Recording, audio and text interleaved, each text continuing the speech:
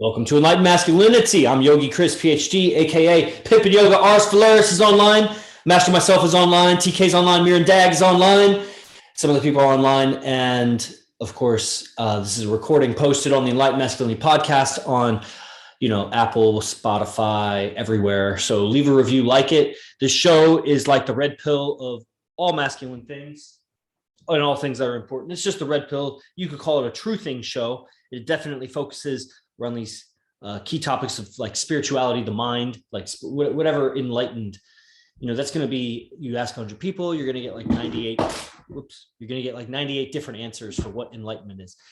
About masculinity, you'll get like 40 different answers or like 50. Like not everybody really agrees on that. So this is a podcast about enlightenment and masculinity, enlightened masculinity. It's kind of urban monk lifestyle. And today's talk, there's a lot of directions I could have gone. We just finished an event. If you've been following the show, we just finished a major event last week. I had an opportunity to do an extra stream today because it's like one of my first days off of doing advanced evening lectures for like the last 90 days or something.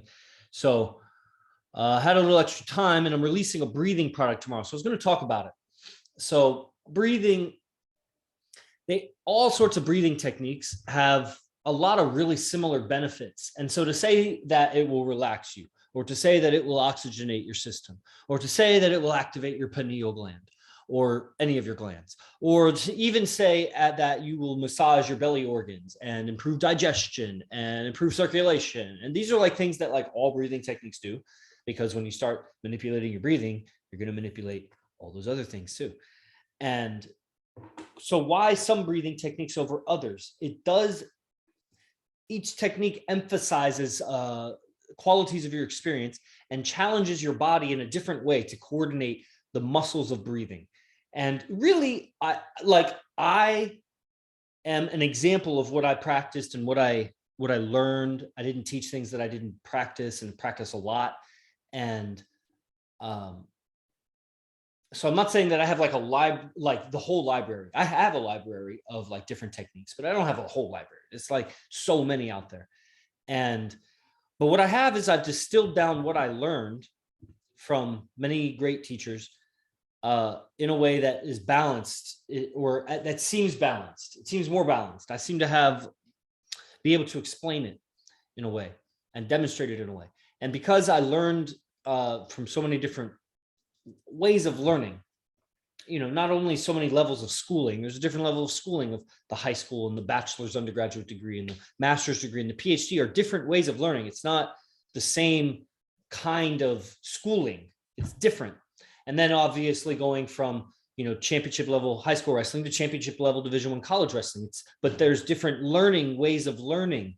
And of course I'm teaching the wrestling and teaching the academia when I'm in that. And ways of learning the guitar, which was a very solo activity. So how do you teach oneself? And I'm very good, although extremely rusty right now, but even now I'm jaw-dropping good. I just pick it up and play like 10 minutes every other day. And whatever I play will drop your jaw a little bit. You'll be just gripped. And, but it got that way through a certain way of learning that skill. And my yoga was very similar, and it drew from all of those: a certain physical discipline, a certain introspection, and self-entertainment, being so enthralled by the experience, by the movement, the sensation, and the effect I could create on my body and mind and all my senses and everything. It felt very clearing, very clean. Like I could really taste food. I could really hear music and just sound. I could hear the wind and the animals and everything better. I could see clearly, more of my periphery, more color, and just by doing yoga, not by doing drugs, by doing yoga. And, blah, blah, blah. Where am I going with this? Here is introduce the Kapalabhati technique that is like a drug. It's very interesting. A lot of people use it like a drug rush because it is a head rush. It's called Kapalabhati, which is a Sanskrit word that means skull cleaning. So the skull cleaning breath, it charges the way that your blood vessels work. When you hold your breath, certain blood vessels open predictably and other blood vessels close predictably. That's what breath holding will do. So if you heavy breathe and charge up your air, your blood with air, and then hold your breath, you push all the air blood to your brain and you get this big head rush. And that's what breath holding does after you do some heavy breathing. But there's certain muscles of breathing, and it is very interesting, like without going too complex, because I don't have a mannequin here or whatever, or something to demonstrate. I don't have a muscle book to demonstrate on, show you. And even still, you probably wouldn't be that interested. No matter, I'd have to be so interesting, and it would still not. It would be very difficult to transmit the information because it's just so deep and refined and specific that you don't need to know it. But you might develop a fascination for it, like I have, by doing the technique. The Kapalabhati technique is very interesting because it's so similar and yet opposite to the Wim Hof breath, which is very popular. Wim Hof is very popular. But Wim Hof uses the opposite muscles of breathing than the Kapalabhati technique. And yet they both are a huge head rush and a rapid charge of the blood with oxygen when you breathe. But it's different. They're opposites. They're very complementary and balance each other, because if you just do one, you develop tension in the body by just using those muscles to breathe. And unlike Wim Hof practitioners, because I wasn't doing their kind of posture practice and their kind of like hiking up and down mountains, I was a traveling yogi that practiced their breathing technique and turned the shower cold whenever I was in a place that I could turn it cold. And so his methods, a complete lifestyle of Wim Hof's methods, includes other kinds of cross-training activity that balances the body. That, if you did a lot of that kind of breathing but didn't do those other activities, you would become imbalanced. But I don't do those other activities. I balanced my Wim Hof breathing with other kinds of breathing techniques and my lifestyle, my yoga lifestyle. So the Kapalabhati technique, in a lot of ways, it addresses things that Wim Hof doesn't, especially posturally. I think the Wim Hof breath kind of pulls your spine out of posture, and I did a lot of things to bring it back to posture. But that's because it takes advantage of this full breath capacity over and over that just undulates the spine and will rejuvenate the spine, but also not leave you with like really great alignment. And the Kapalabhati technique exercises that part of the abdomen that has become very weak from sitting so much in modern human life. So they both address something, because the diaphragm has become very weak also. In modern society, the belly's become weak and stiff. And because it's become stiff, it's turned off the diaphragm because it's antagonistic. It inhibits diaphragm movement. So we end up using shoulder blade and neck muscles to breathe. It becomes a very shallow upper chest breath, which causes kind of anxiety. And kind of leaves the air stale in the body. It stales out the air. We get a lot of CO2, so that acidifies the body. So that's like for cancerous environments or whatever. That's what that is. So when we clear out our breath, when we clear out the stale air and we replace it, and we stretch our lungs and touch on all those nerves and things that don't normally get touched with our shallow breathing, it's very sensational. And it's amazing the things that happen in the mind when the circulation in the body flows, when we feel really good, when we can induce a kind of big serotonin release, or even a little bit of like other hormones that come from the central nervous system, these glands that are right in the brain, right? Like the hypothalamus and the pituitary gland and the pineal gland. We start fucking with those things, but in a way that's just through the breath. So it's not like we're fucking through them through like drugs that we introduce to the system. It's just how we are manipulating our breathing and our breath holding, which is in a way you could call unnatural. Animals don't hold their breath. Last time I mean, maybe some mammals that dive in the ocean, mammals that dive hold their breath. And that makes sense. But other land animals, when's the last time when they dive underwater? Okay, when's the last time that they hold their breath above water? I don't know. I guess I don't interact with too many animals, but I don't think dogs ever hold their breath. I don't think animals hold their breath. So we start doing it and we're interfering with our knee-jerk reaction system, our autonomic nervous system, these reactions that happen with our fear response, panic response, suffocation response, these things that are hardwired in the system over billions of years, or at least hundreds of millions of years of organic life that Some life in the beginning was probably too retarded to know not to breathe underwater. So when it dove underwater, it started inhaling and it died. And the ones that didn't lived. It's that simple. There's in the system, we don't have to think about it. We just know don't inhale water. Why? Because it's genetically known. It's coded in. So there's a lot of, so when we start tampering with when do we hold, when do we not, we start tampering with the code of life that has told us how to breathe so that we don't have to think about breathing. We think about other things and solve other problems. The breath will happen on its own. Yeah, but then when we started sitting in chairs and sitting behind computers and sitting and not living as regular animals, our breath doesn't, it doesn't naturally take care of us the same way that it did. We're inhibiting our own breath by our lifestyle, sitting in a car all day, sitting in a chair all day, staring at a screen all day, tightening emotionally all day to our, our minds. We react to our minds and things. So, Kapalabhati breath is very clearing. I'm giving the words of the experience because the product drops at 6 a.m. tomorrow, Pacific time.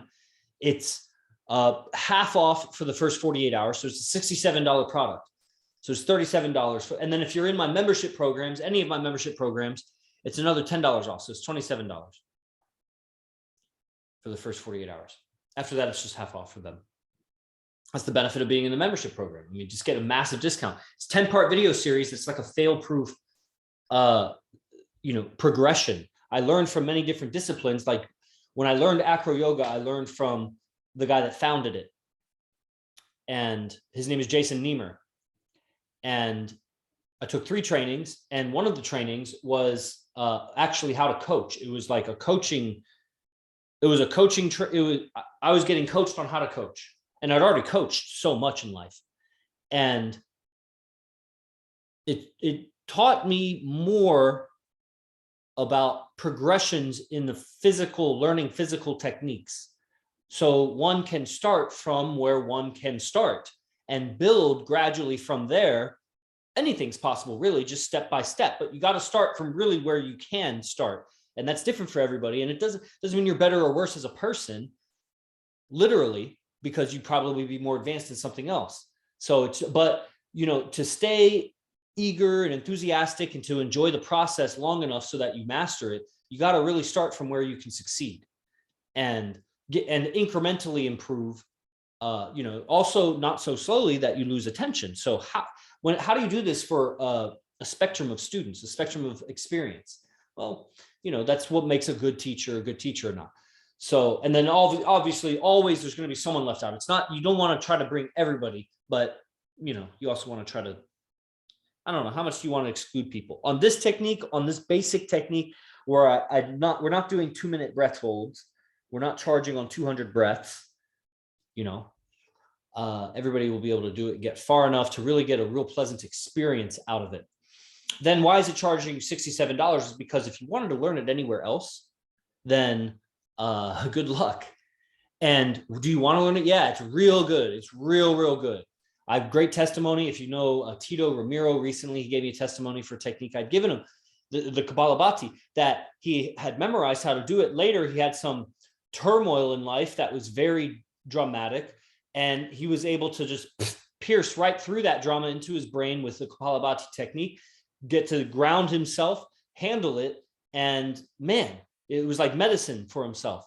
Just boom, 2 minutes there, and you remake your mental state and handle your life, because you're getting too sucked into the dramas in your head, and it's narrowing your experience and it's narrowing your options for the day. And so free yourself a little bit through some the trigger or the clickbait word where people would want to click is biohacking. It's biohacking, how to change your state through breathing. I'm very, very good at it. Okay. So we have a couple questions I'll answer for this recording of Enlightened Masculinity. If you haven't already, follow the show, leave a comment. This is John Pino, says, do you shower just cold water or with warm first? I follow the AZD process, so it's warm, cold, and there's that. answered that question. Vanessa says, what did you learn over the weekend that was most valuable? That's going to be difficult to say. Obviously, I'm just measuring at present time right now.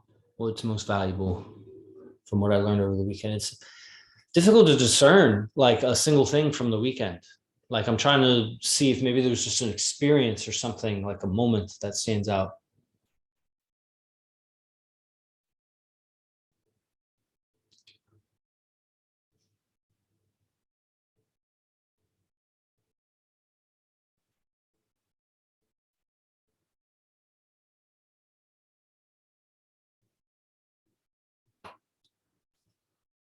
Well, one thing that stands out is to not get too attached to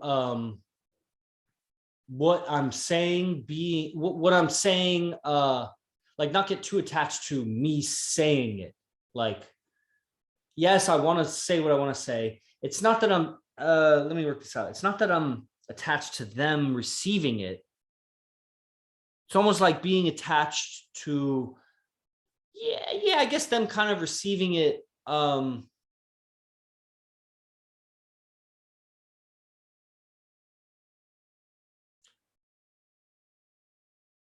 Like there's something separate about, this is like my realization. I don't know if it's a thing that I was taught. I'm sure I was taught a lot of things. I took a lot of notes.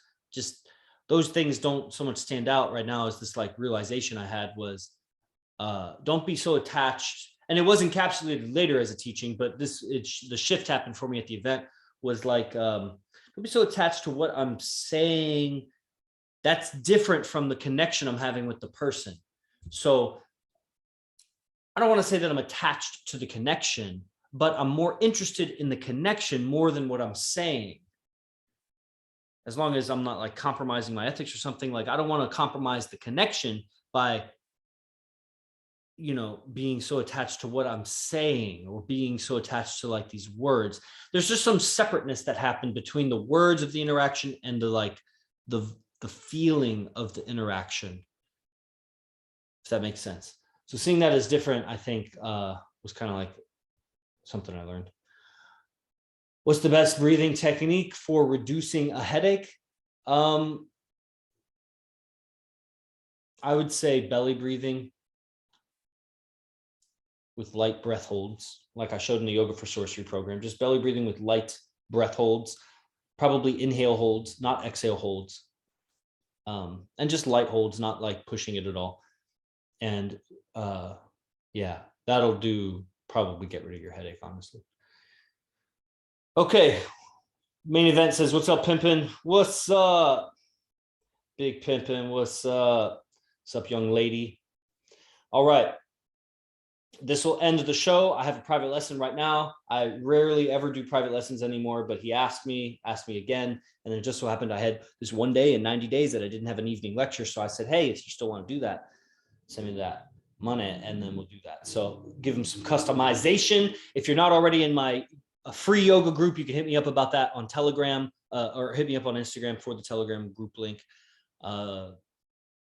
And if you're catching this recording, there's a link to also catch everything. So catch that in the description and go and follow us, find us, be part of everything. Dan Newberry, any particular breathing before or during TM?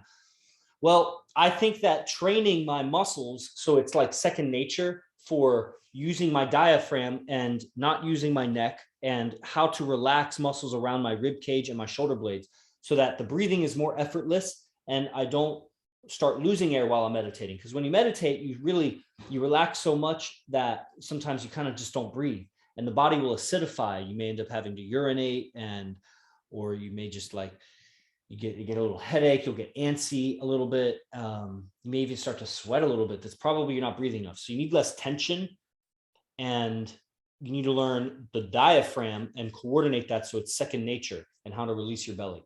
So it's just rewiring the muscles of breathing. And that's what I teach.